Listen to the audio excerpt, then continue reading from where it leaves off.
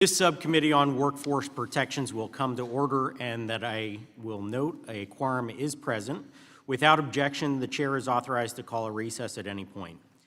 The way people are doing work in America is changing.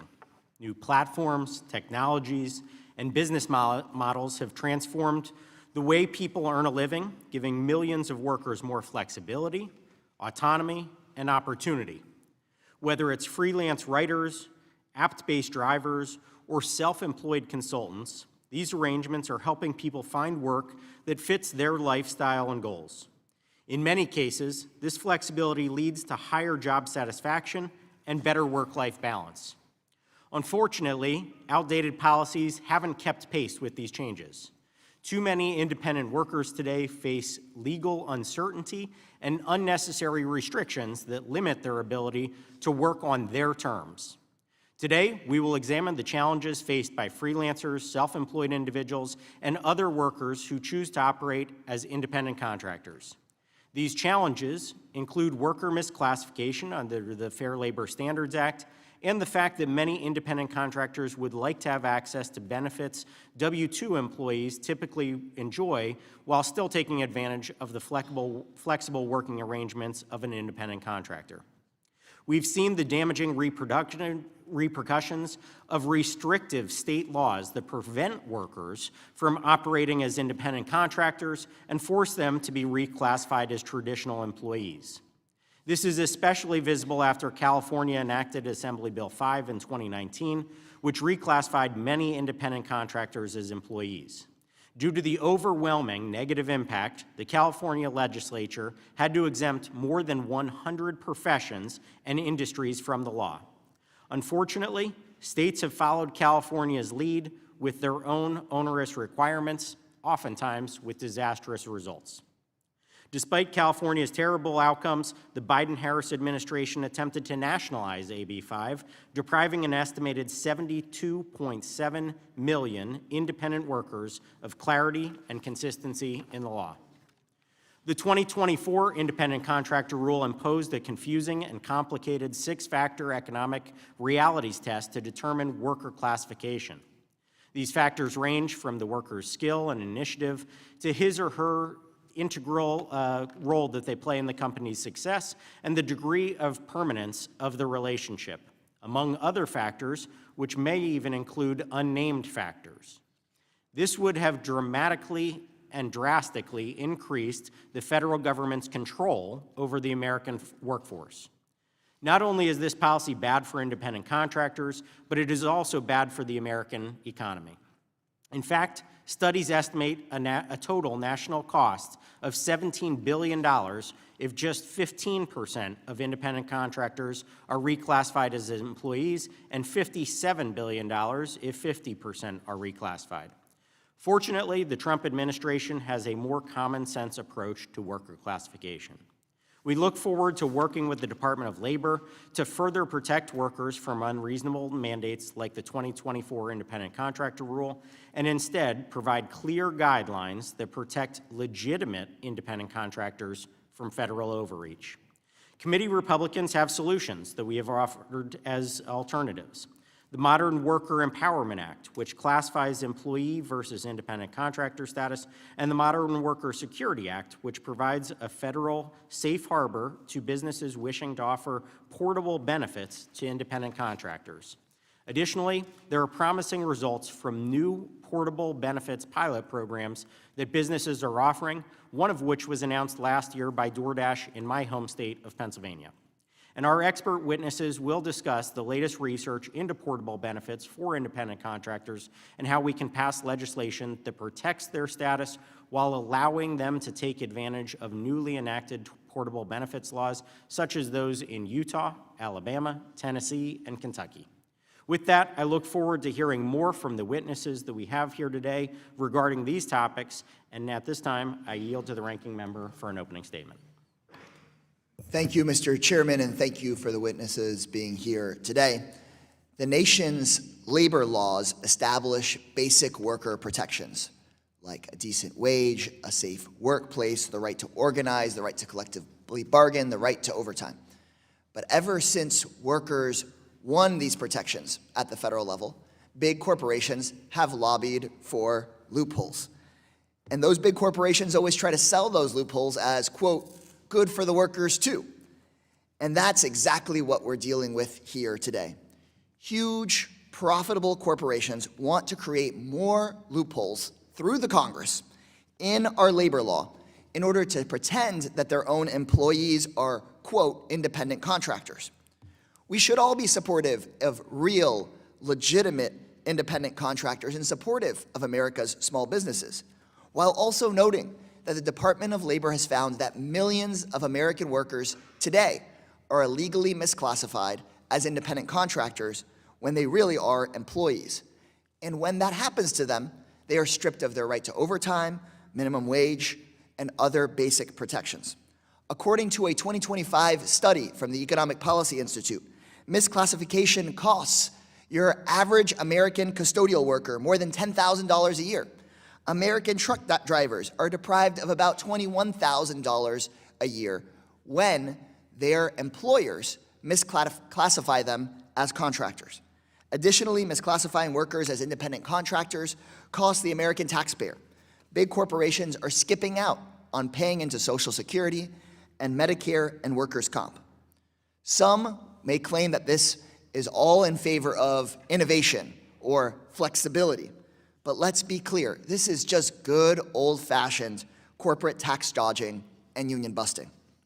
The first Trump administration tried to make it easier for corporations to underpay workers and cheat taxpayers in this way. As Trump left office in January of 2021, his top officials pushed forward a rule to change the legal test about whether workers are employees or independent contractors, therefore getting a lot of employers around the protections workers have for minimum wage and overtime. The EPI estimated that 2021 Trump rule robbed workers of $3.7 billion a year in pay and benefits. The Biden administration didn't do anything radical. They just reversed us back to the rules that had been working for nearly 80 years. So then what did Trump do this time, winning a second time? He's getting rid of that Biden rule, which ultimately is actually what the American rule has been for nearly a century, and again, is making it so that big corporations, especially big tech, can get around paying their workers what it is they deserve. That is, coincidentally, right after Uber's own CEO donated about $1 million to Trump's inauguration fund. You're going to hear in today's hearing from House Republicans about companies like Uber and DoorDash wanting to provide so-called portable benefits. We all want big companies like Uber to provide people benefits, but what we're actually talking about here today is that those multi-billion-dollar companies want to create loopholes where if they offer some of those benefits, they can get around giving workers the right to a union, a right established nearly 100 years ago. They want to get around the rules that require that workers be paid a minimum wage and the right to overtime. In my view, Congress should put the American worker ahead of this kind of corporate lobbying. And here's the hypocrisy in all of this. This week, the Republican budget plan aims to take health care away from over 13 million American workers. In today's hearing, Republicans have said that they supposedly are hosting this so that workers can get a portable benefit. Well, if Republicans vote for their budget bill, millions of these gig workers will lose their health care. One of the most important earned benefits they already have is Medicaid, which they can take from employer to employer. If my Republican colleagues really cared about making sure people have benefits and health care, then they would vote no, just like the Democrats are voting no in this bill to destroy Medicaid as we know it. Join me, Mr. Chairman, please, in rejecting the bill that is up for vote this week that would take health care and benefits away from millions of your constituents and mine. I yield back. Pursuant to Committee Rule 8C, all members who wish to insert written statements into the record may do so by submitting them to the committee clerk electronically in Microsoft Word format by 5 p.m. 14 days after this hearing. And without objection, the hearing record will remain open 14 days to allow such statements and other extraneous material noted during the hearing to be submitted for the official hearing record. I note for the subcommittee that some of my colleagues who are not permanent members of this subcommittee may be joining for today's hearing. And now for the introduction of witnesses. Our first witness is Mr. Nathan Mehrens, the Vice President of Workforce Policy at the American Trucking Association in Washington, D.C. Our second witness is Ms. Kim Kavin, a freelance writer and editor from Morris County, New Jersey. Our third witness is Ms. Laura Padin, the Director of Work Structures at the National Employment Law Project in Washington, D.C. And our final witness is Dr. Liya Palagashvili, a Senior Research Fellow for the Mercatus Center at George Mason University in Arlington, Virginia. We want to thank all of our witnesses for being here today, and we look forward to each of your testimony. Pursuant to committee rules, I will ask that each of you limit your oral testimony to a 3-minute summary of the written testimony which you have provided. As committee members may have questions for you, the clock will count down from 3 minutes. Pursuant to Committee Rule 8D, the committee practice, however, is that we will not cut off your testimony until you reach the 5-minute mark. I would also like to remind the witnesses to be aware of your responsibility to provide accurate information to the subcommittee. And with that, I recognize our first witness today, Mr. Mehrens. You are recognized for your testimony. Good morning. Good morning, Mr. Chairman and Mr. Ranking Member and members of the subcommittee. Thank you so much for the opportunity to testify today on behalf of the American Trucking Associations. It's a privilege to be with you as you consider protections for independent contractors, or as we call them, ICs. Protecting the rights of ICs is vital for our drivers, our industry, and the broader economy. In trucking, being an IC puts the individual in the driver's seat, both literally and figuratively. Truckers choose the IC model because it gives them economic opportunities and flexibility. It enables them to run their own businesses, to select their own routes, and oftentimes make more money. Here are a couple of examples. Pamela Wilday is a trucker from Pennsylvania who became an IC a decade ago because it gave her the time that she needed to raise her daughter and also to be a caregiver for her family. Her income has lifted her family's fortunes and enabled them to buy a home. Lou Alcone is an IC trucker from Minnesota. He grew up in South Sudan and came to the U.S. as an orphaned refugee. He earned his commercial driver's license, became a company driver, and eventually purchased his own truck. He calls it his American dream, and he looks forward to passing his business on to his son one day. Across the nation, there are hundreds of thousands of stories like these. These ICs do what they do. It's because it's what they want to do. We know from BLS data that ICs overwhelmingly approve of their work arrangement. More than 80% approve of this, and less than 10% are interested in being employees. There are not a lot of 80-20 issues out there, so this isn't surprising for our industry because we know that drivers earn good livings while retaining freedom to decide when and where they work. But unfortunately, their way of life is under attack from policymakers at both the federal and state levels. The Biden administration rewrote the standard for classifying ICs under the Fair Labor Standards Act, replacing what was a fairly straightforward test from the first Trump administration with one that significantly muddied the waters. The Secretary of Labor recently took steps to rescind this Biden-era rule, and we strongly welcome this and urge the department to move quickly to reinstate the standard from the first Trump administration. But changing standards from administration to administration pose significant compliance issues for everyone. To ensure that ICs can continue to engage in their chosen vocations, we need legislative solutions urgently. And one such solution is the Modern Worker Empowerment Act, which, if enacted, would codify essentially the common sense framework from the first Trump administration, make it easier for everyone to know how the law applies. Congress must also reject threats to ICs, such as the PRO Act, which would double down on California's failed experiment of AB5, which has been disastrous for ICs in that state. In closing, trucking has been described as the backbone of America's economy. We have America's backs. The administration has made clear that they have our backs on this issue, and now we ask for you to have our backs. Stand ready to work with Congress on this, and I look forward to your questions. Thank you. Thank you. Next, we will recognize Ms. Kavin for her testimony. Thank you, Chairman McKenzie and Mr. Ranking Member, for this chance to testify about what we've learned since I was first here 2 years ago. I'm a co-founder of the grassroots coalition Fight for Freelancers. Several of us freelance writers created the group in 2019 after California passed a law called Assembly Bill 5. That deeply misguided law kicked off a wave of freelance busting that targeted our home state of New Jersey next, and ever since then, the whole country. Today, independent contractors in all kinds of professions are raising our voices because this kind of policymaking directly targets our livelihoods. Our opponents keep saying it will protect workers by stopping misclassification, but the evidence shows the main effect is hurting independent contractors. Freelance busting now threatens the incomes and careers of tens of millions of Americans by way of the Federal PRO Act, U.S. Labor Department rulemaking, and right now, in New Jersey, proposed rulemaking that a top labor attorney warns will eliminate every single independent contractor in the state. This is not reasonable policymaking, and at this point, it's clear that these harms are intentional. Attorney review of what's happening in New Jersey includes words like eviscerate. Lawyers say these interpretations far exceed general norms. In California, a state assemblyman called for the U.S. Department of Justice to investigate discrimination in this policymaking.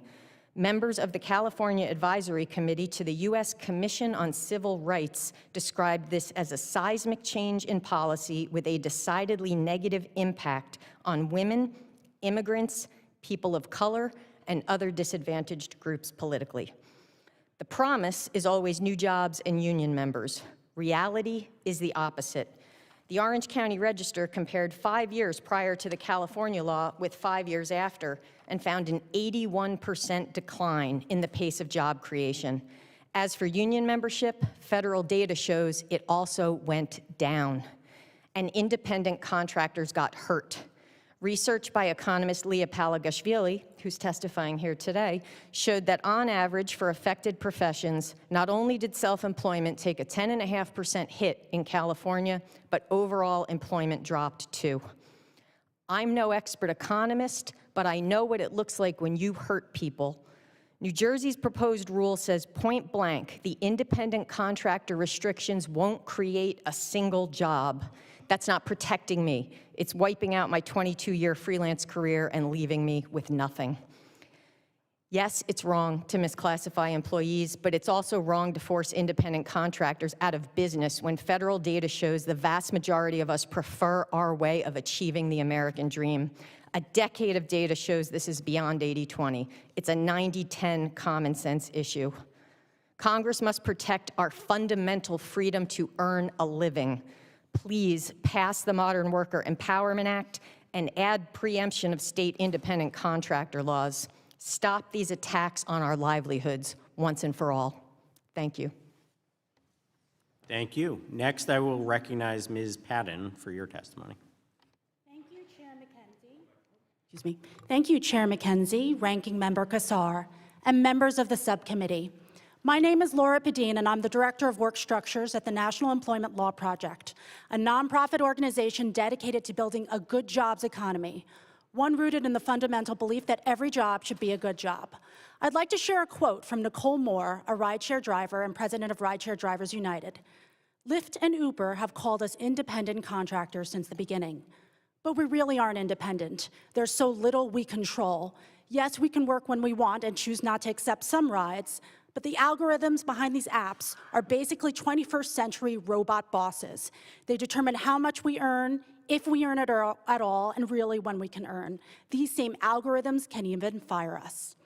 Across the country, corporations are mislabeling the workers powering their businesses as independent contractors, even though the workers are not running their own businesses and the corporations make key decisions, such as where, how, and for how much money workers perform their jobs.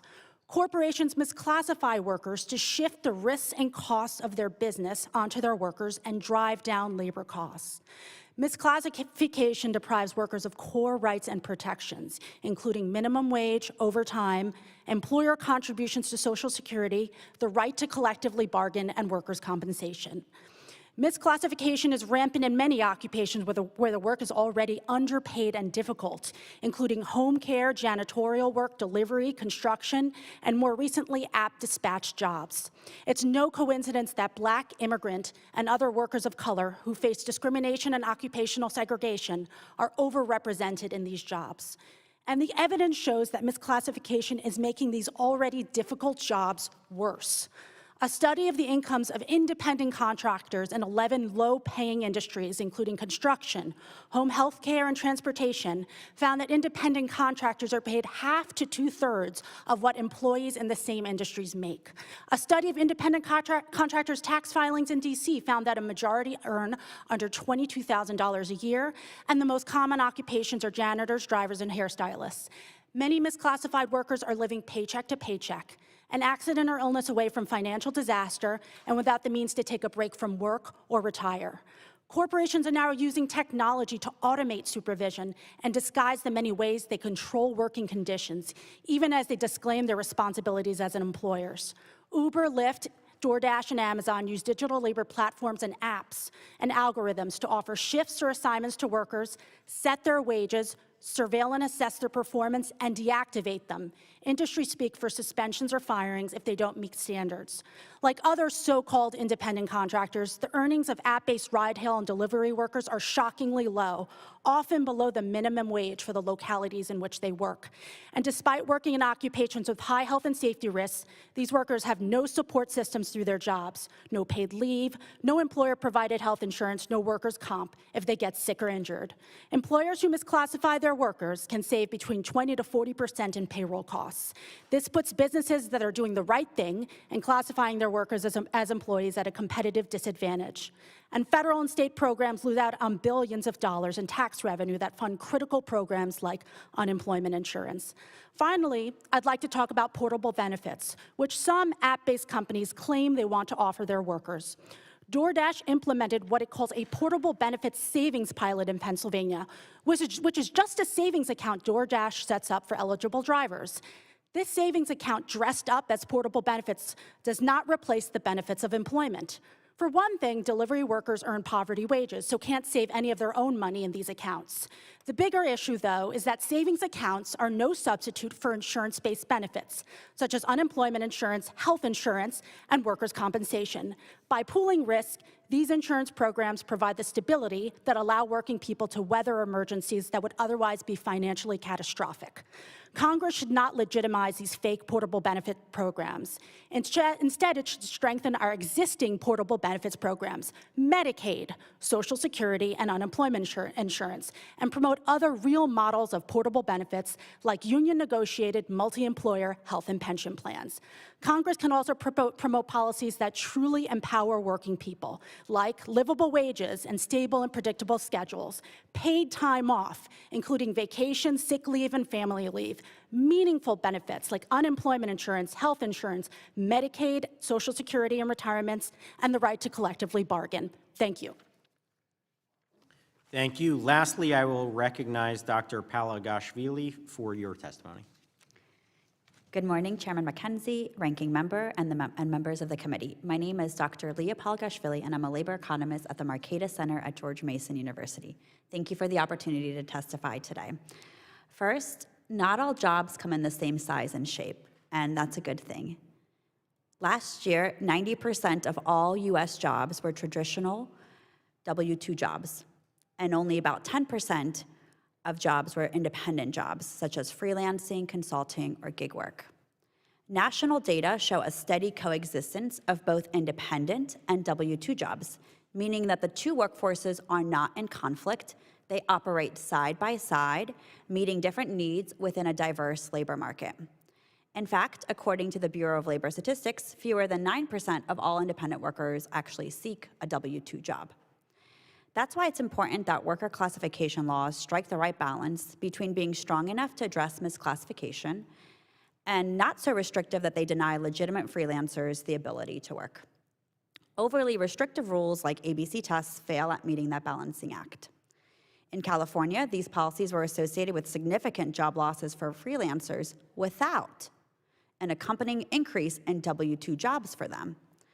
Additionally, in our nationwide study using data from the Bureau of Labor Statistics, my research team found that ABC tests caused a 6.4% decline in self-employment and, importantly, a 4.7% drop in W-2 jobs.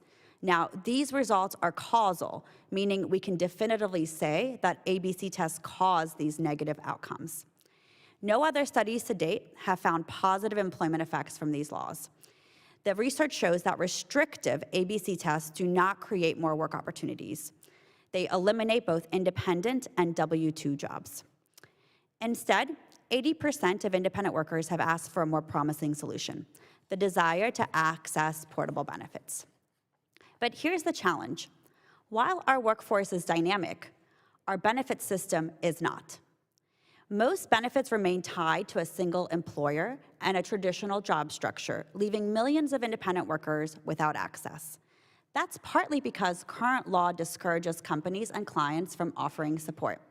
If a business voluntarily provides benefits to an independent worker, it risks triggering legal reclassification into an employee status. That legal risk makes it nearly impossible to build a new benefits model that match a new and flexible workforce. Congress can fix this. A straightforward reform clarifying that the presence of benefits should not be used in employment classification determinations would clear the way for clients or companies to voluntarily contribute to workers' benefits account without the legal risk. States have already started to forge this path. Maryland, Pennsylvania, Georgia, Utah, Tennessee, and Alabama have made reforms that legalize access to benefits for independent workers, paving the way for bipartisan portable benefits pilot programs. In Pennsylvania, for example, DoorDash is voluntarily contributing 4% of drivers' earnings into an individual benefits account managed by the company Stride. While some may fear that portable benefits would negatively disrupt W-2 jobs, research shows that is not the case. Using Census Bureau data, my research team found that after Utah passed its 2023 portable benefits law, both W-2 employment and self-employment continued to grow at the same pace as before, showing that this reform gave more workers access to benefits without harming W-2 jobs. In short, portable benefits are a promising bipartisan solution. They allow properly classified independent workers, the vast majority of whom wish to remain independent, access to more financial security without sacrificing the type of jobs that they desire. Portable benefits modernize our labor policies in a way that supports how people actually work today. Thank you, and I look forward to your questions. Thank you. Under Committee Rule 9, we will now ask questions of the witnesses under the 5-minute rule, and I will recognize myself first. My first question goes to Mr. Mehrens. There are about 350,000 American truckers who are owner-operators.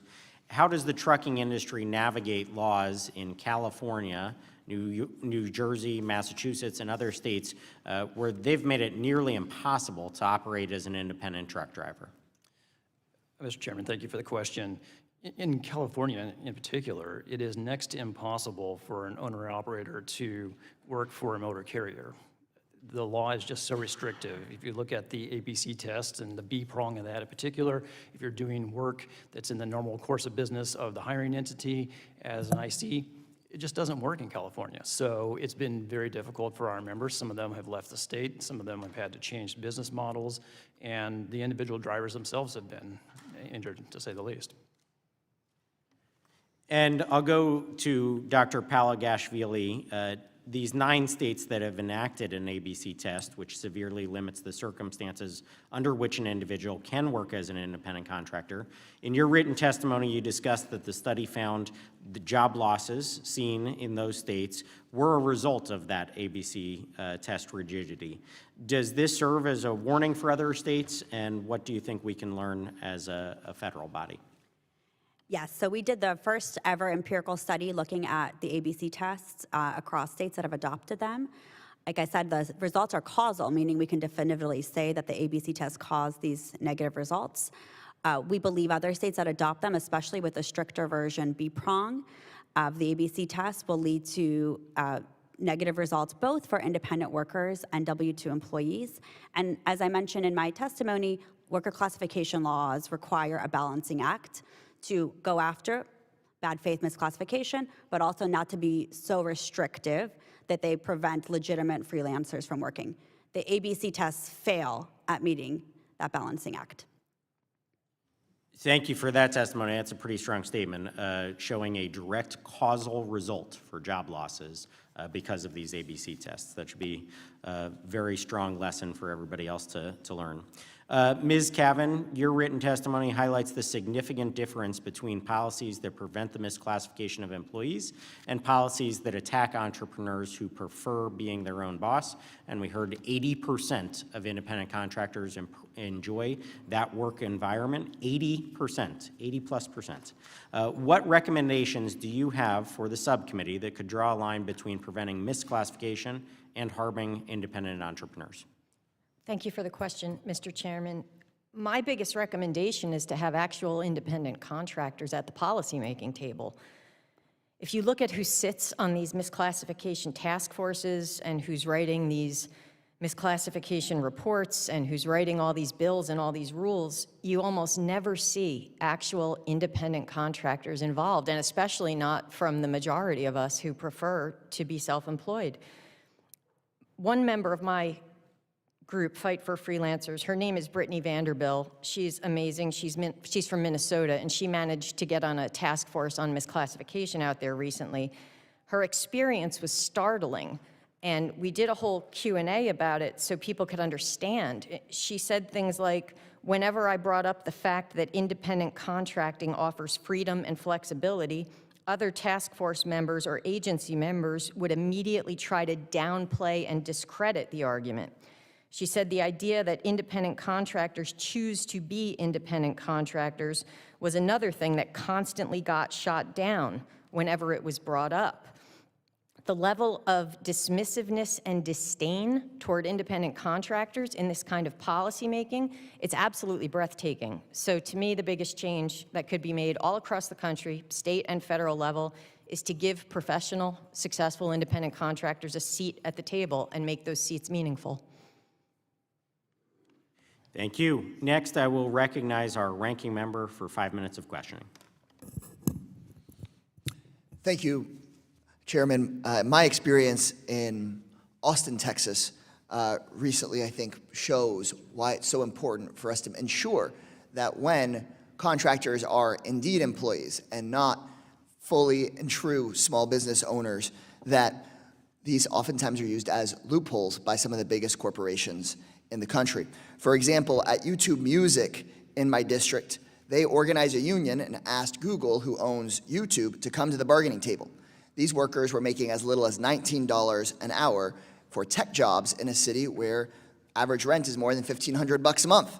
But instead of bargaining with these workers in good faith, Google hid behind the contractor who employed these workers, who hid behind their contract with Google, claiming that these workers were exclusively, on their own, that Google had no responsibility for them. The National Labor Relations Board sided with the workers, saying Google and the contractor were actually employers, and then Google fired the workers instead of complying with the NLRB's ruling. And so we need to be having hearings about how, yes, we can protect and support independent businesses, small businesses, and self-employed people while ensuring that we don't push for rules and laws that would make it so that the Googles of the world don't actually have to negotiate with their workers and follow over a century of labor law. Ms. Padin, is it correct that in 2021, the Trump administration made it easier for real employees to be misclassified illegally as contractors? Forgetting to do it. Yeah, so in 2021, the Trump administration adopted a independent contractor rule that essentially elevated two factors and said they were more important than other factors that the Supreme Court and circuit courts have used for decades. And that rule really wasn't supported by precedent. And it focused on in particular a control factor, but in a way that was very narrow. It talked about whether a hiring entity exercised control, not whether it had the right to control.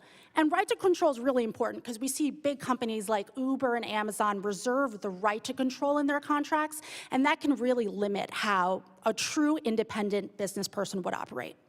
Thank you. And we've heard a lot just now here about the ABC test, which some state governments have used while the federal government has not. But can you explain how the ABC test has protected workers in some of the states that use it? I think we've heard some of the other side on this, but can you tell us how, in your view, the ABC test has played out in these states? Sure. Well, let me just say, first of all, the ABC test is different from the Biden administration's independent contractor rule. The ABC test is broader, and it starts with a presumption that someone is an employee. And that actually makes a lot of sense because most people are working for someone else. They're not in business for themselves. So it starts with a presumption, and that presumption can be rebutted by the hiring entity if 5 factors are found. So for 3 factors are found, excuse me. So it is a broad protective test that ensures people who are employees are classified that way. Thank you. Now let's talk about the platform workers and gig workers. In my home state of Texas, platform workers like DoorDash and Uber drivers have been found by a recent study to oftentimes be making as little as $5 an hour. You hear about it all the time, people waiting for hours and hours at work to get a ride. That is so much less than the federal minimum wage of $7.25 and so much less than what the city of Austin says should be the minimum wage of about $20 an hour. Ms. Padin, do you expect the portable benefits offered by some of these companies to measure up to benefits offered by Medicare, Medicaid, or any kind of comprehensive health insurance plan? No, not at all. I mean, portable benefits is a misnomer for what these companies are offering. So, I mentioned the DoorDash program, and it's come up a couple of times in this hearing. It is a savings account that DoorDash sets up for eligible workers. DoorDash contributes 4% of workers' pre-tip earnings to the account. That amounts to about $31 a month. $31 is not a meaningful contribution to the types of emergencies, like disability or sickness, that true benefits are intended to cover. And again, these savings accounts are no substitute for insurance-based benefits, like Social Security, Medicaid, and unemployment insurance, which are portable, and other insurance-based employment benefits, like workers' comp and health insurance, that pool risk and thereby help people weather emergencies that would otherwise destroy them. And so, in summary, we're hearing companies like DoorDash say, we want to give you a benefit, $31 a month towards health, so that they can get out of paying you overtime or a minimum wage or letting you have a union. To me, that's just classic union-busting behavior. And instead of catering to the DoorDashes of the world, maybe we should try to block this Republican proposal to kick 13 million workers off of their health care. And that proposal apparently is coming to us this week. I yield back. Next, we'll go to Chairman of the Full Committee, Mr. Wahlberg from Michigan. Thank you, Mr. Chairman, and thanks to the panel for being here. Mr. Mehrens, your written testimony cites a 2021 study by American Transportation Research Institute, which found independence, schedule flexibility, choice of routes, and length of haul to be the key motivating factors behind choosing to be an independent trucker. On the other side, truck drivers who are traditional employees valued job security, income, and benefits, a different set of benefits that they're looking for. This seems to make clear that independent truck drivers valued different workplace priorities than employees. Could you discuss whether the federal government should allow independent truckers to continue as entrepreneurs? Thank you, Mr. Chairman, for the question. Absolutely, the federal government should allow ICs to continue in their occupations. As I noted in my testimony, it's what they choose. In our industry, we have a plethora of jobs available if you're a driver. If you want to be an employee driver, we have a position for you. If you want to be an entrepreneur, create your own business, set up something that you can pass down to your family, we have opportunities for you there as well. It's really up to the individual in our industry. There are 2 paths. They're both valid. Some work better for others. If you have more of an entrepreneurial bent to you and want to create your own business, have the schedule flexibility that you like, just have all kinds of additional options that you don't have as an employee, that path is there for you. If on the other hand, you want a set routine, you want to have a set route, you want to do the same thing day in and day out because that's what your personal circumstance is best for you, we have opportunities there for you as well. Or have a start like the story you illustrated with of Yes. person coming to the country, starting out as an employee and ultimately making enough to become an independent trucker. Yes, we definitely see that as well, that individuals who start as employees, realize that they could have their own business in this field and go down that path. And they could go back the other way too. Absolutely. But they have choices. They do. Which is great. Thank you. Dr. Palagashvili, I hope I got that close. Your testimony says that instead of pursuing restrictive worker classification laws like those contained in the ABC test, policymakers should consider reforms that make it easier for independent workers to access portable benefits. What problems are there in current law that restrict and discourage offering portable benefits? Thank you for the question, Representative. Currently, if anybody provides a benefit to an independent worker, if you're a client, if you're a company, regulators at the state level and at the federal level will see that, and that's a check mark for the employee side. So that creates a huge legal risk and liability of reclassifying the worker as an employee. So that makes it nearly impossible for anybody who wants to voluntarily contribute benefits into these to independent workers to do so. That's why anywhere where we've seen portable benefits accounts open up, it's been either through legislative changes or through a governor approving these programs, such as in Pennsylvania, Maryland, and Georgia. Again, expanding choice, an opportunity. Okay, thank you. Ms. Kavin, I would not want to be a freelance writer because I'd starve. But you want to be that, as well as others like you. In your written testimony, you use the term freelance busting and outlines associated negative impacts for individuals who choose to operate as independent contractors like yourself, who thrive on that. Why did you originally decide to become an independent contractor? Well, thank you, Mr. Chairman. I had a few reasons. It was more than 20 years ago. I'd already spent a decade in staff jobs, newspaper and magazine staff jobs. I'll tell you about just two of the reasons that stand out to me. One was business opportunity. I got into a staff position in the marine magazines, which are about boats, all kinds of boats, little kayaks right on up to the biggest boats you can imagine. And what I realized was that they had staffs full of guys who knew everything in the world you could possibly know about a boat, how to drive it, build it, design it, sell it, wash it, wax it, whatever. But things like spelling a caption correctly in an article was a little bit more challenging for those folks. So my skill set joined with their skill set, I could make a lot more money working as a freelancer for multiple magazines that needed that kind of skill set. That turned out to be a really good bet. The other reason I'll tell you about, and it's a little bit scary, and I want to preface it by saying I'm sitting right here, and I'm okay today, but many years ago, back in the 1990s, I was walking into my apartment building after work one night at the newspaper, and a man that I didn't know, he had been in and out of hospitals and mental institutions and jails for about 20 years. He was off his meds. He'd recently been in an altercation with a police officer. He was having visions of women drowning in pools of blood, and he had gotten hold of a serrated kitchen knife. And he came up behind me as I was walking into my apartment building. And I remember the knife coming around the front, and I remember waking up on the ground and having to fight for my life. And not too long after that, I was diagnosed with acute and severe post-traumatic stress disorder, which is a very normal response to a situation like that happening to a person.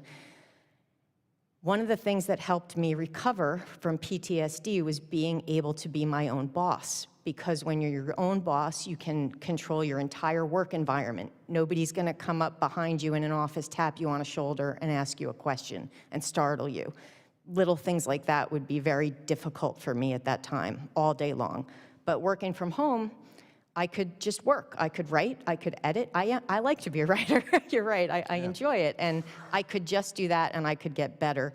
And what bothers me so much about what's going on with this freelance busting, there's so many of us who have stories, maybe not identical to mine, but we have women dealing with cancer diagnosis that are trying to deal with going to the hospital. We have moms taking care of kids who are in need because they have special needs and they're looking for flexibility that way. Maybe we have members of Fight for Freelancers who are taking care of elderly parents and Again, things. I wish we had more time, but time is up. But Sorry. again, this is an example of choice. Yes. That works for you. Yes. And very successfully. Yes. And thank you for taking the risk to come here today as well and share that story. People seem okay so far behind me. so- Good. Thank you so much. I yield back.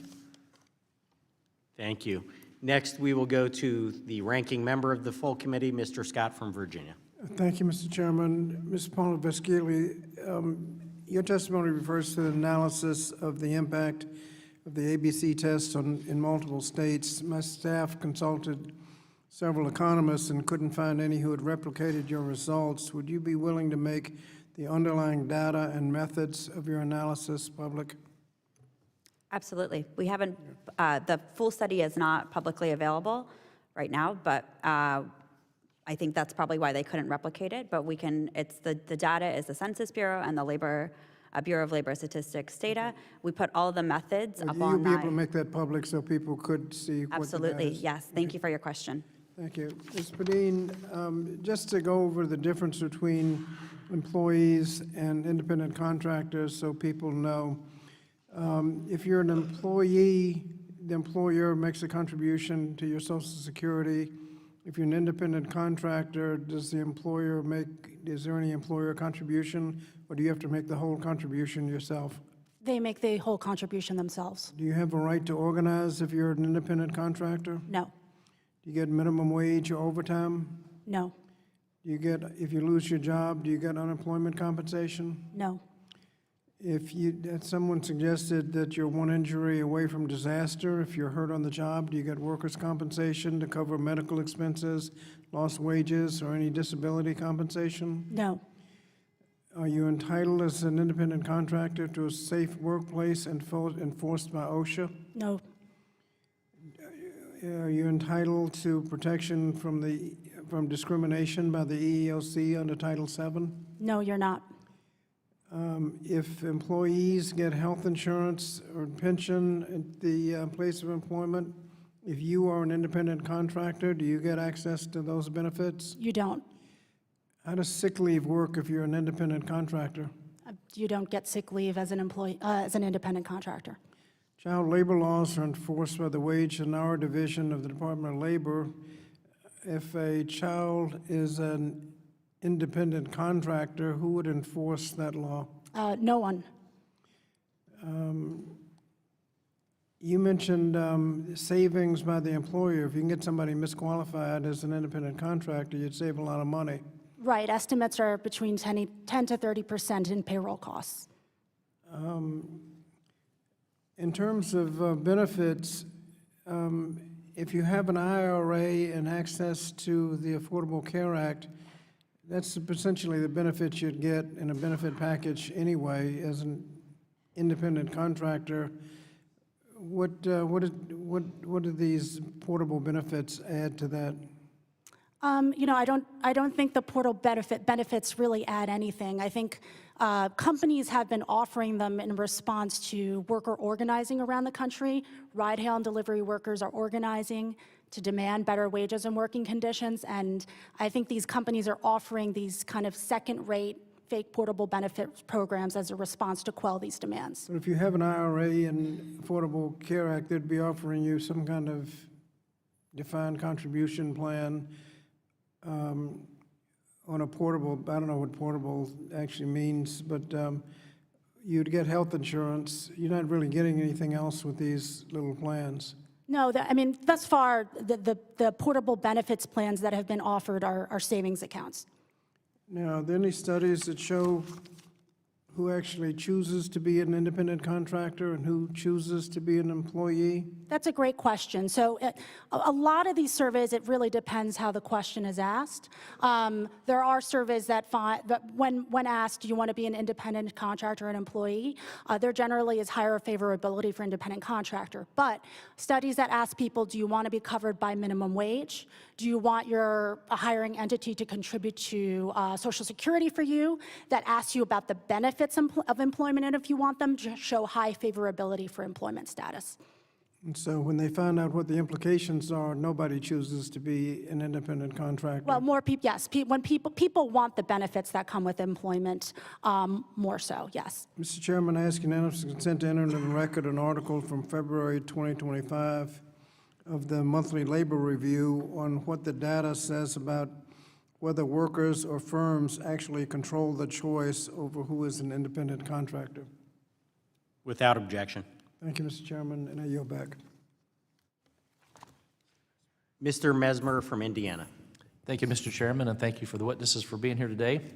Mr. Mehrens, in your written testimony, it says the 2024 Department of Labor independent contractor rule effectively discourages efforts to improve drivers' health and safety. Can you explain how this rule has such a perverse effect? Thank you, Congressman. Yes. The 2021 rule, that the 2024 rule is rescinded, the 2021 rule had specific examples in the Code of Federal Regulations, in the actual regulatory text itself, that stated that when you have a contract between two entities and there are health and safety requirements that are made part of that contract, that those provisions themselves would not cause the individual to lose their status as an independent contractor. The 2024 rule removed those provisions from the regulations and significantly muddied the waters on that question. Okay.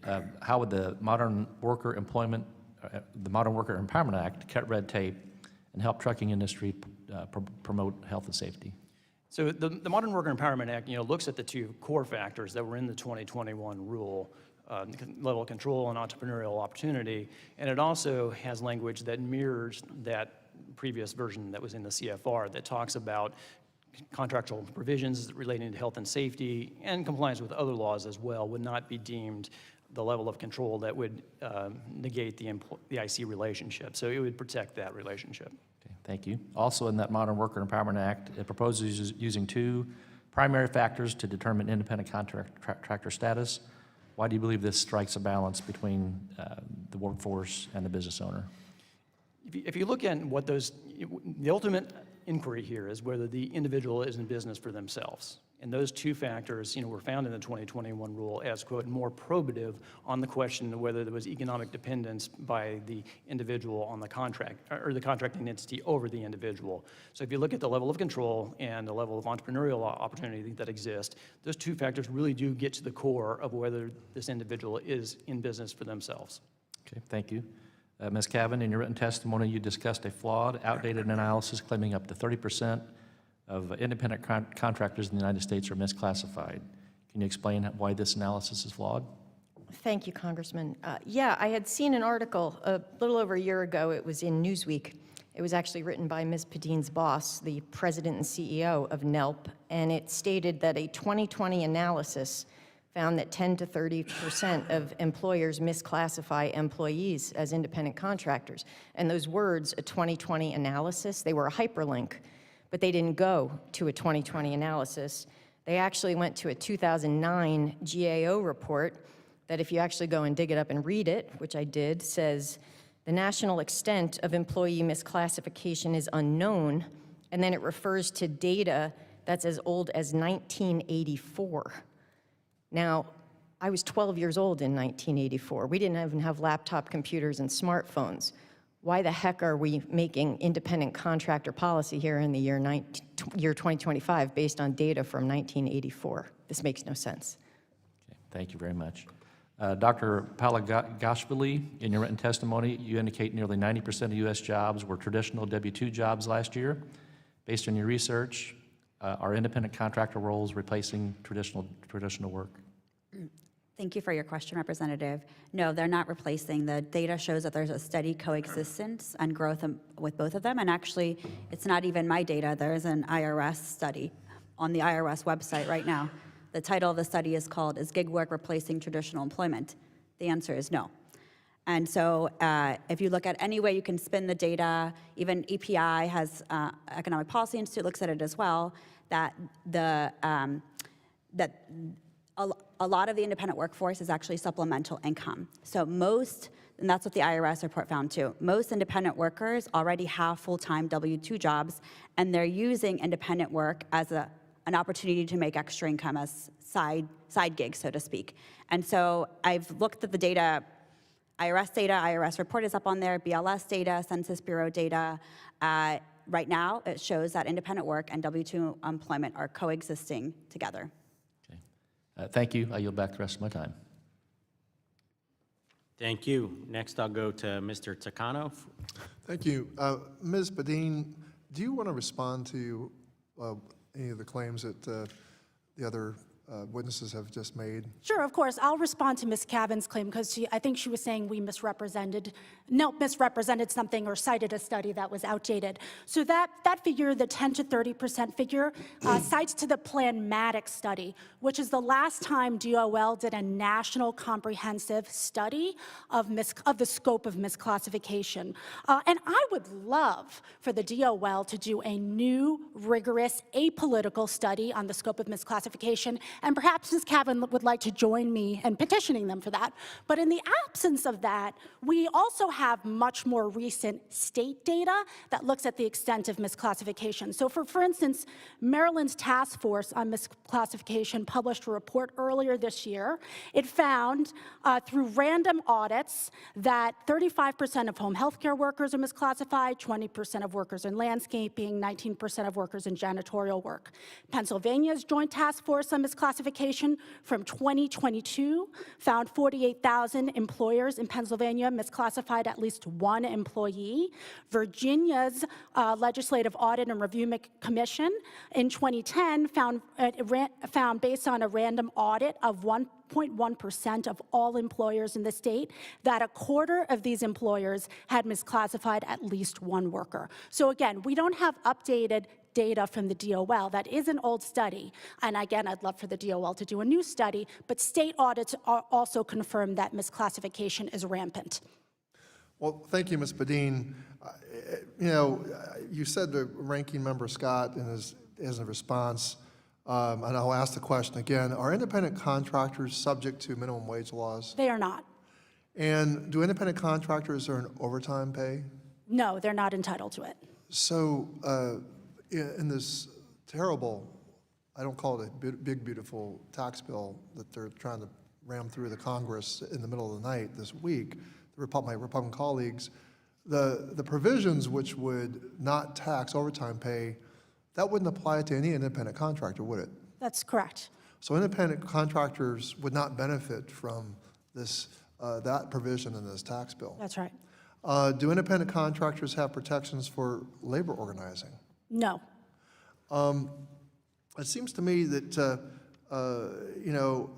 workers that are classified as independent contractors are not entitled to those protections, but it'd be one thing if these workers were truly meeting the definition of independent contractors, and that's the whole issue of misclassification, right? If they had significant control over their own work, if they were in business for themselves, if they were being compensated adequately for the labor and so forth. And to be clear, independent contractors, some independent contractors do meet these criteria, but for too many of these independent contractors, they are subject to misclassification. And that means that these workers aren't covered by basic protections or subject to equitable wage laws. Ms. Padin, what does the data tell us about the extent of misclassification and the costs it imposes on workers and their families? It's a bit of a different question, but... Yeah, so I talked a little bit about what we know about the data from state task force, right? There's the Maryland data that I just discussed, which found that workers very high rates of misclassification, particularly in low-paying occupations like home health care work, landscaping, janitorial work, construction work. Pennsylvania and Virginia's task force similarly found very high levels of misclassification. So what does this all cost? Well, EPI did an analysis of different jobs when workers are classified as independent contractors and employees, and found that independent contractor status can cost workers thousands of dollars in lost benefits like unemployment insurance and in additional expenses independent contractors incur, like paying the employer's share of Social Security. It also costs federal and state governments billions of dollars in tax revenue. A report from 2009 report estimated it was $2.72 billion in federal revenue that's lost. It seems like there's a very circumscribed set of circumstances that make independent contracting, an advantageous situation. But for many, many workers, it just puts them in a very disadvantaged position. How will cutting the benefits like Medicaid and Social Security impact the gig economy and misclassified workers? That's a great question. So, a lot of members of Congress say they want to promote portable benefits, but House Republicans are planning to gut one of the most effective portable benefits programs we have, Medicaid. 1 in 5 people in our country get health insurance through Medicaid. Half of children are covered through Medicaid. Medicaid is also a job provider, paying the wages of thousands of home health care aides and other direct care workers. I also want to point out that Medicaid is a lifeline to many so-called independent contractors. Again, I say so-called because if you're making that little money, it probably means you aren't setting or negotiating the rates for your services, so that's a strong signal that you're misclassified. So many independent contractors are covered by Medicaid. So for instance, a study by Stride Health, which partners with lots of gig companies to offer so-called independent portable benefits, found that a survey of 18,000 app-based gig workers found a quarter of them get health insurance through Medicaid. Other studies confirm this. A study I cited in my testimony of independent contractors in 11 low-paying industries found that 24% of these independent contractors rely on Medicaid. So again, cutting this program is hurting the people, the independent contractors that folks say here they want to support. Well, thank you. And sorry I went over, but I yield back. Thank you. Mr. Fine from Florida. Well, thank you. I find some of the testimony a little bit puzzling. So I'm not much of a politician, but I spent 22 years starting, building, and growing companies. I was an independent contractor, and I hired a number of them. I also employed many or contracted with many. So I have a question. So for Ms. Padin, and I apologize if I didn't get your name right. No, so that's fine. Yeah, that's full fine. Unemployment by economists, which I also used to teach, is considered 4 to 5%. In the state of Florida, our unemployment rate right now is 3.6%. So my question to you is, are people, are you obligated to be an independent contractor? You're stuck. You can't quit the job, the independent contracting gig, and go get a job. Like, if I'm not happy with the terms at Uber, by law, we're forcing them to stay in that. They're like indentured servants, because I don't understand. Under full employment would suggest there's lots of other opportunities for them in Florida. So they're stuck. We've mandated them that they have to work in these horrible conditions that you've laid out today. There just aren't that many other good jobs out there. Okay, right? the data would suggest that, not from 1984, but from 2025, would suggest that that's not the case. One of my experiences in hiring independent contractors, I often found, and I think it's why the left doesn't like independent contractors, because when they found out what they would get paid, when they found out what it cost a company to hire them as an employee, they typically got angry. So I often didn't pay my employees, this was pre-Obamacare, I often didn't give my employees health insurance. I gave them money to buy their own health insurance, even though it wasn't tax advantaged, because I saw them get so angry about what health insurance costs. See, benefits and all of these things, what people value what they get in their check that they bring home. Maybe they value their gross pay. Most people just benefit their net pay. Some people value their gross pay. None of them value the 30, 40, 50% that the employer pays on top of it in order to hire them as employees. And I think that's why the left likes it. It's inherently a tax. I found that folks like to be independent contractors. They would say, I don't want all that stuff. I just want take-home pay. So my question is to Ms. Kavin.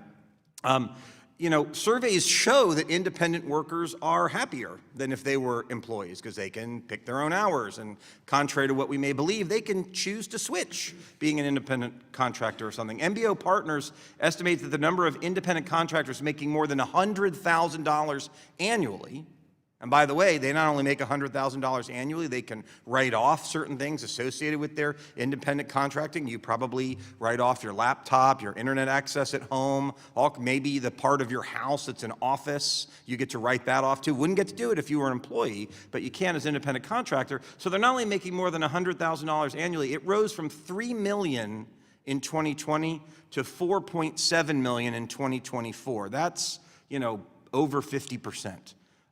So clearly people like it. How would you recommend Congress ensure more workers continue to see that kind of income growth? It's nice to meet you. Thank you for the question. I am one of those successful independent contractors, and the thing that has cost me more time and money than anything else since 2019 is having to come to places like this on my own time and my own dime to rebut some of the things that are coming from the opposition. Ms. Padin wants to talk about the Planmatic study. She thinks 1984 is too old. Well, the Planmatic study's data was done back in the 1990s. Not much recent either. The Planmatic study also didn't interview any independent contractors. It did include the viewpoints of the AFL-CIO and the Economic Policy Institute, which claim that the typical career paradigm is characterized by lifetime employment with a single employer, steady advances up the job ladder, and a pension upon retirement. I don't know many people who've lived that life, neither does the U.S. Bureau of Labor Statistics, which found in 2023, people have an average of 12.7 jobs over their working lifetime. She also said we should be looking at state reports. Let's talk about my home state in New Jersey, shall we? In July of 2019, there was the report of Governor Murphy's task force on misclassification in my home state of New Jersey that kicked off this whole wave of freelance busting we're still enduring today in New Jersey. What we had was a situation of circular report writing, Congressman, where the New Jersey report cites NELP's studies as the foundation for its claims, and then NELP's studies come along and cite the New Jersey report as the basis for its claims. But the foundational data is still really old, and in the New Jersey report, they even mischaracterized other data. The first two lines of the New Jersey report said, misclassification is the practice of illegally and improperly classifying workers as independent contractors rather than employees. This practice has increased by approximately 40% in the last 10 years. Well, the footnote for that 40% in the New Jersey report cites a Harvard Business Review article. The author of that article actually wrote this: the use of independent contracting has grown dramatically over the past decade, with one estimate suggesting it has increased by almost 40%. There is a Grand Canyon-sized difference between those two claims. And I'm out of time, but the good news is you're going to get to deduct your expenses to come here and talk to us today. Thank you, Mr. Chairman. Thank you. Next, we have Ms. Miller from Illinois. Thank you. Good morning, and thank you all to each of our witnesses for their testimony. Before I begin, I'm going to address something that I hadn't planned. Ms. Padin, you just spouted a Democrat lie that we are trying to cut Medicaid. We are not going to cut Medicaid. We are dealing with waste, fraud, and abuse. The American people want us to do that. That is why we won the election. Americans want benefits for citizens and for vulnerable Americans. So I just want to get that out there since we heard that lie spouted again. Excuse me. Independent contractors play a vital role in our economy. Many small businesses are started by individuals who are passionate about something, and independent contracting allows them to pursue their passion while simultaneously investing in local and state economies. In fact, independent contracting allows for increased flexibility from standard 9-to-5 jobs, giving job flexibility to folks like full-time caregivers and stay-at-home moms, individuals who might otherwise be excluded from the workforce Furthermore, independent contracting provides those in retirement with the opportunity to contribute to society while also enjoying time with family and doing things they love. Democrats, on the other hand, seem intent on further regulating this industry, forcing millions to exit the workforce. The first Trump administration implemented a rule to allow more flexibility in independent contracting in January of 2021. While the Biden-Harris Department of Labor overturned that rule last year, it is good to see the new Trump administration returning flexibility to independent contractors and promoting economic growth. So, Mr. Mehrens, your organization represents millions of truck drivers. Could you please explain in more detail how ever-changing labor rules from administration and administration have negatively impacted the trucking industry? Thank you for the question, Congresswoman. This is what we would refer to as regulatory whiplash. If you don't know what the standard is going to be in the future relative to what it is today, how do you plan? How do you structure your businesses? You know, if you're a hiring entity. If you're an individual, how do you know that you're going to have certainty that the rules that exist for you today, for your vocation, are going to be there in the future? So this causes tremendous difficulty in planning for both individuals and the hiring entities, and there are knock-on effects that come on after that as well. Businesses extend all kinds of capital to pay for lawyers, accountants, and the like to try and figure out where the rules are now, where they're going to be in the future, to do contingency planning. Individuals, in some instances, have that capability. In some instances, they don't. It's much harder on the individual, so it puts them at a disadvantage and makes it much more difficult for them to be an IC. I can only imagine. Ms. Kavin, could you talk more about how the PRO Act will hurt specific groups of people in freelance industries and how unions have negatively impacted your industry? Thank you, ma'am. It's nice to meet you, and I've seen you on TV fighting for us. Thank you for what you're doing for independent contractors. The challenge we have with the PRO Act is it contains the ABC test that is based on what happened in California, and I think that anybody who thinks that's a good idea should go and read the report that just came out a few months ago from the members of the California Advisory Committee to the U.S. Commission on Civil Rights. It was a surprise that that report was released. The committee itself didn't release a report. There was some drama behind the scenes, and these members of the committee, after hearing all the testimony, they wrote their own report because they said the world needed to know about the compelling evidence they've heard. Their recommendations were that lawmakers should be extremely cautious before adopting the ABC test at the national level. The experience of California shows that shifting to this test has serious negative consequences. It said states should avoid some of the pitfalls California fell into. It says that further study is needed into the disproportionate impacts of these kinds of labor laws on minorities. So to answer your question, ma'am, the folks pushing these kinds of policies, the folks pushing all this freelance busting, and yes, that does include some of the unions, the impact that it's having on people like us is that it's hurting us. This is not reasonable policy making, and we need Congress to stop it. Thank you for your testimony, and I just want to say that we are here to fight for choice and opportunity. Thank you, ma'am. Thank you. Mr. Groffman from Wisconsin. Okay, we'll start with Mr. Mehrens.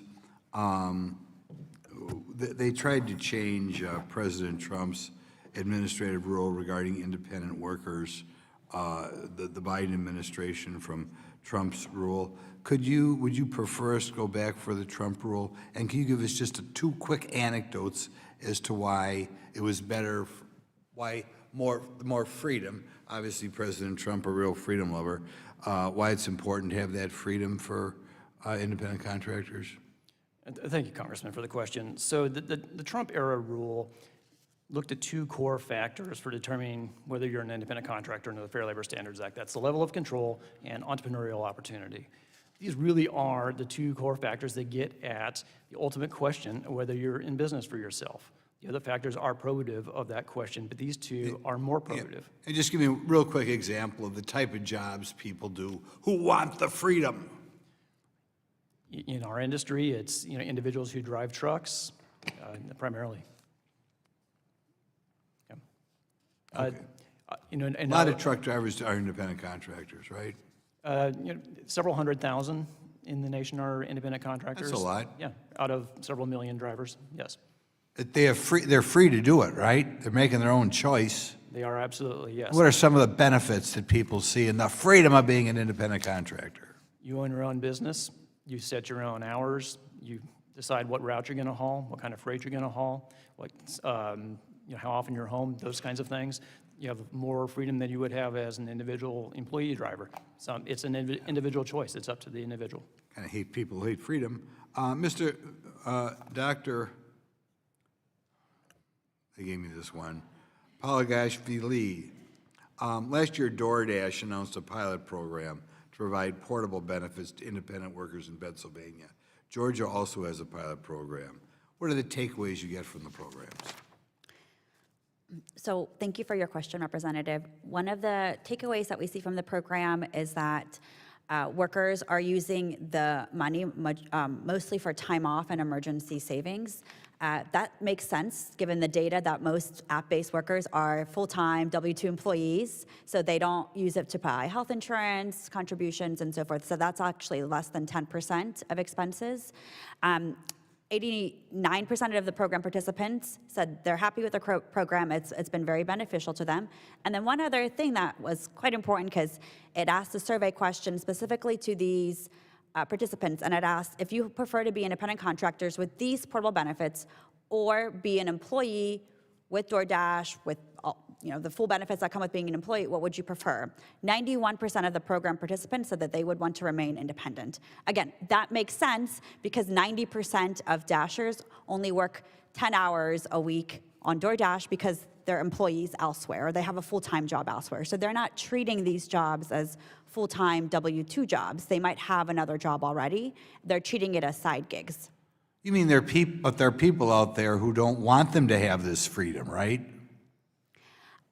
I think that there is a misunderstanding about the type of workers who are on app-based work.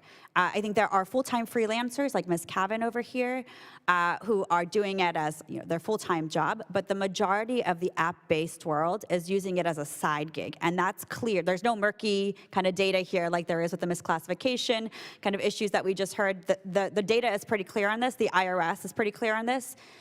Most of those app-based workers are using it as side gigs. The growth that we've seen in independent work through app-based work has been from people who have full-time jobs elsewhere and who are using the app-based platforms as a way to make side income. Do you think part of the problem is maybe some of these administrators who don't want you to use it as outside income don't understand how many people in our society do have side jobs, and as the result, they don't sympathize with people who need or who just want to work a little harder, need another 10, 12-hour-a-week thing. Do you think that's why they're removed from reality and trying to crack down on this?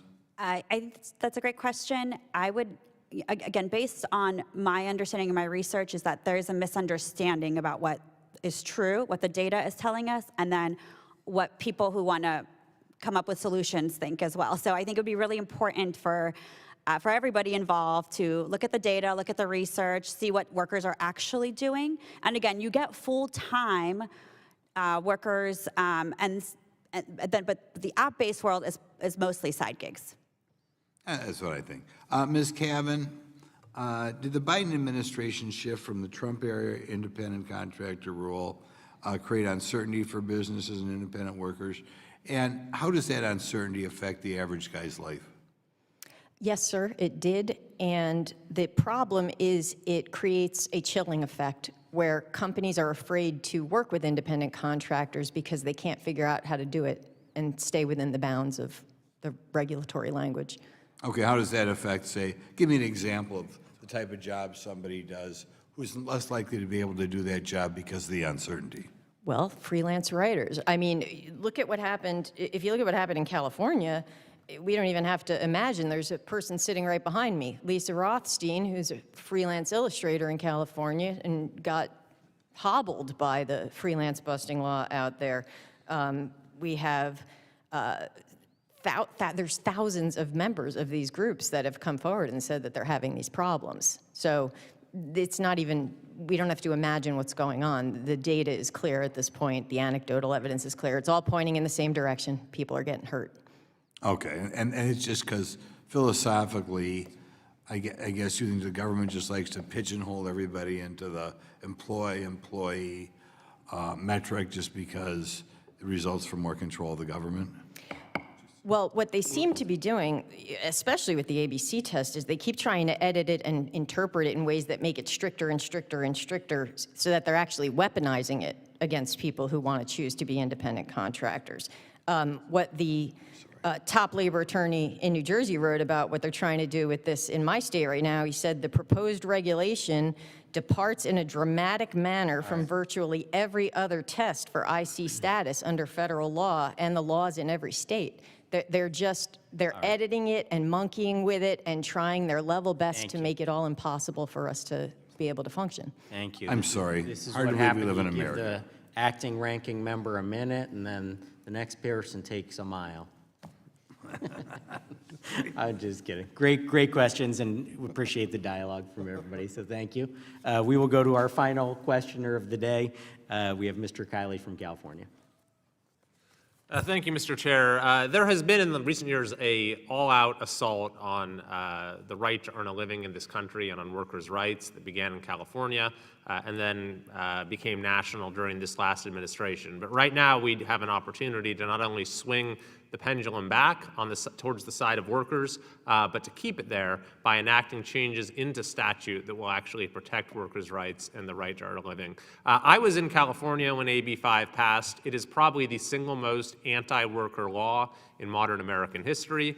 The Democrat witness just provided a very clear demonstration of that when she attacked the tens of millions of Americans who choose to be independent contractors, saying these aren't good jobs. Never mind the fact that almost everyone who is in those positions says that this is the way, this is the path, the career path that they've chosen for themselves. But you know, in California, when AB 5 passed, the results were immediate. It was the government coming in and directly taking away people's choices and their economic freedom. We talk about DoorDash and Lyft drivers and Uber drivers and folks who are on these platforms, and it was terrible for them, yes, but let's say that you're someone who is good at website design and you wanted to offer those services to the world for people to hire you. The government said, no, you're not allowed to do that. Or let's say you're someone who's good at planning events. You wanted to offer your services as an event planner for weddings or whatever the case may be. No, the government comes in and says, you're not allowed to do that. Let's say you're someone who has a nice white beard and a jolly disposition and you want to offer your services to malls to be a Santa at Christmas time. The government comes in and says you're not allowed to do that, not to mention truckers and realtors and hundreds of other professions. So not only is it an assault on economic freedom, though, we've seen that this law is both politically and economically poisonous. Julie Su, the reason she was installed by President Biden at the Department of Labor is that the Senate rejected her nomination on a bipartisan basis. And I believe it was the oversight of this committee exposing what she had done with AB 5 that was largely responsible for that. What's more, I asked Ms. Su when she was here if she happened to know which state had the highest unemployment. She didn't know, even though she was herself the former labor secretary in California, that the answer was California. I also asked her, did she know what state has the highest poverty rate? She didn't know. The answer was California. I asked her which state had seen the slowest growth in wages for workers. She didn't know that, even though she was the California labor secretary. The answer was California. So, and it's precisely because of laws like AB 5 that have served to diminish opportunity in the state. So, Ms. Kavin, you've gone into this a little so far, but you have talked to so many freelancers in your state of New Jersey, certainly in California, across the country. We have Lisa here as one example, who have been harmed so badly by this law and have lost their ability to earn a living, to provide for their families. I remember Vox, which actually editorialized in favor of AB 5. Then they had to stop working with dozens of their writers as soon as the law took effect. Can you share with us a couple other stories of people who have suffered under these restrictions on their rights? Yes, Congressman. In fact, there's one just out of California this weekend that I was talking with. She runs a nonprofit opera in California, and after AB 5 hit, she got walloped and couldn't keep going, and the state came up with some kind of a fund, money out of the pandemic money to help people like her. Well, Governor Newsom just cut that too. So she's now going out of business now 5 years later after AB 5 because of AB 5. It just took this long to get there. During the pandemic, there was in California music festivals that shut down, and people thought it was because of the pandemic, but it wasn't. They came out and said it was because they couldn't put those music festivals on because of AB 5. Musicians, actors, so many people get affected by this, it's hard to even comprehend. I heard you read the list of more than 600 affected professions in the well of the House of Representatives. It's shocking to people how many different types of professions get affected by this kind of freelance busting. It's horrible. Yeah, and one of the interesting things about AB 5 is that even its own authors had to acknowledge how truly idiotic the law was by coming back and adding 100 different exemptions. So it's interesting, we hear from the other side, oh no, this is all about protecting workers, so why did you then go in and remove those supposed protections from 100 different professions? What do you make of the fact that the law had to be so amply amended? I think that Lorena Gonzalez, who was the primary sponsor, came out and said we were right and she was wrong when it came to the freelance writers in California. And what's worse, Congressman Kiley, is when you look at federal legislation like the PRO Act, what's going on with regulatory rulemaking in New Jersey right now, there are no exemptions. So all these awful effects that we've seen in California, that's with more than 100 professions getting partial or full exemptions from that freelance busting. We're not going to have any. We're all going to get hit. This is going to be horrific if this keeps going on, and we really, really need Congress to pass the Modern Worker Empowerment Act to actually protect us. I couldn't agree more, though I'm slightly biased as the author of that measure. But thank you for your tremendous leadership of the freelancer community and for fighting for workers' rights. Thanks to our friends from Mercatus for showing us what we all knew, but now have the empirical evidence for of how harmful this law is. And let's pass the Modern Worker Empowerment Act and the Modern Worker Security Act. I yield back. Thank you. We will now move to closing remarks, and I'd like to recognize the ranking member for his closing statement. Well, thank you, Mr. Chairman. Let me just say it's very curious that the Republican Party is looking to, well, we'll see what they can do with this bill. I've been just sitting here reading about the trouble over coming to terms over passing this big, ugly tax bill, this big, ugly budget reconciliation bill. But I found it ironic that the way that they're trying to put I guess a nice face on an ugly bill is to try to throw in some things that might attract lower income people to say that there's something in this bill for them. And one of them is, let's not tax overtime pay. But as we know, independent contractors can't take advantage of that provision. They don't get paid overtime pay. And the idea behind this legislation actually is to make employment more about independent contractors, putting people, not under the federal Labor Standards Act protections for minimum wage, for overtime pay, but to actually narrow the eligibility of the American citizenry who is eligible to overtime pay. So what good is not taxing overtime pay if that's one part of what the right hand is doing, but the left hand is trying to push through legislation to actually make it more difficult to earn overtime pay. Oh, great, on the one hand, we're not going to tax your overtime pay, but on the other hand, we're going to try to make it less possible for you to be someone who can earn overtime pay under the protections of the Fair Labor Standards Act. Now, people say this is about choice. It's about the freedom to choose or freedom to choose.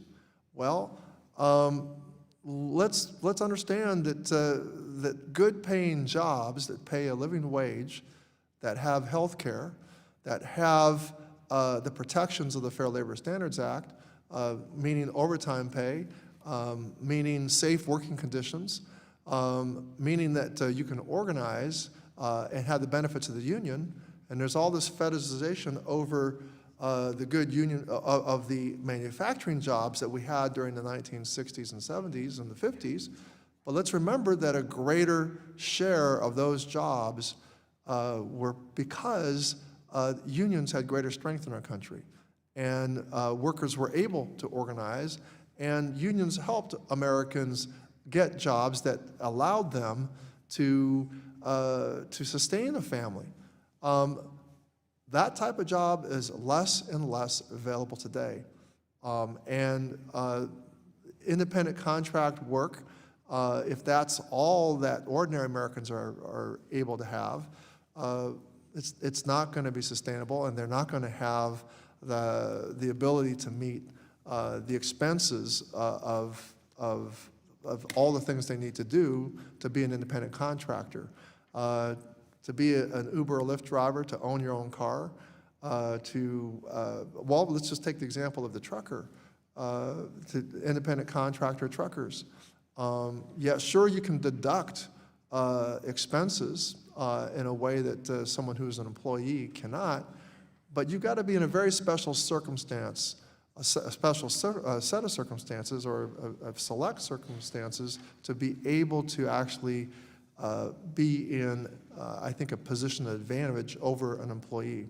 I would say for the great majority of ordinary Americans who are in the situation of being independent contractors, they would appreciate, I think, having the opportunity to have the protections of being an employee, financially, for their health, for their safety. So with that, Mr. Chairman, I yield back. Thank you. Well, I appreciate all of our testifiers who were here today and really enjoyed the vigorous conversation that was had at times. It was a little bit active, but we appreciate the engagement from everybody, both questioners and testifiers.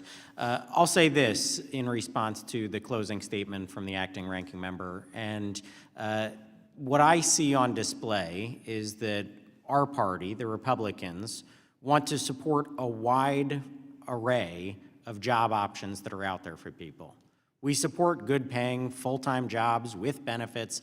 That is the overwhelming majority of people in this country, and that works for so many people. But it doesn't work for everybody. And for those other individuals that want to choose to be an independent contractor or a freelancer or participate in the gig economy, they are making that choice because the benefits outweigh all of the negatives or perceived negatives that our opposition has towards these jobs. And so they love the flexibility, they love the extra income that they can be making on the side. They have the choice, and ultimately they are choosing, and 80% of them are saying that they enjoy their work situation. But this is what we see all day, every day in the halls of Congress right now, is that the Republicans in this administration are for all of the American people, and the opposition, the Democrats, want to choose the wrong side of 80-20 issues every single time. And I will let them do that. You can do that. That is your right to be in the 20% minority and say that we want to stop innovation. We want to stop people from being able to do what they choose to do. We want to stop all of these advances that are being made in society today. That is your choice. You can be on the wrong side of those things. And so I think we have an opportunity here as we see that we can provide clarity for the 70 million independent workers across this country to remove barriers that often prevent them from accessing things like portable benefit options. The Modern Worker Empowerment Act would clearly define the law between independent contractor and employee, giving workers more predictability and job creators more certainty. As a previous witness told this subcommittee in March, legislation is a highly preferable way to go about amending the FLSA. I look forward to working with subcommittee members to advance this important bill. The Modern Worker Security Act is a common sense first step to allowing independent contractors to access benefits that can take with them from job to job. This bill makes clear that the presence of benefits does not necessarily make an individual an employee, and my state of Pennsylvania is leading the way in a bipartisan effort to actually allow portable benefits through a landmark pilot program, and it's shown promising results in its early stages.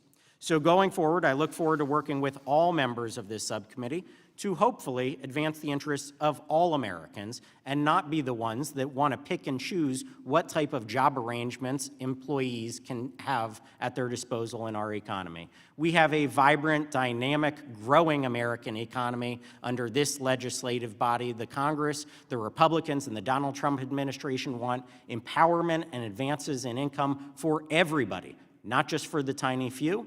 And with that, I will close by saying that I again would like to thank all of our witnesses for taking the time to stand with the majority, the over 80% of people that want these options. And I will say that without objection, there will be no further business, and the subcommittee stands adjourned.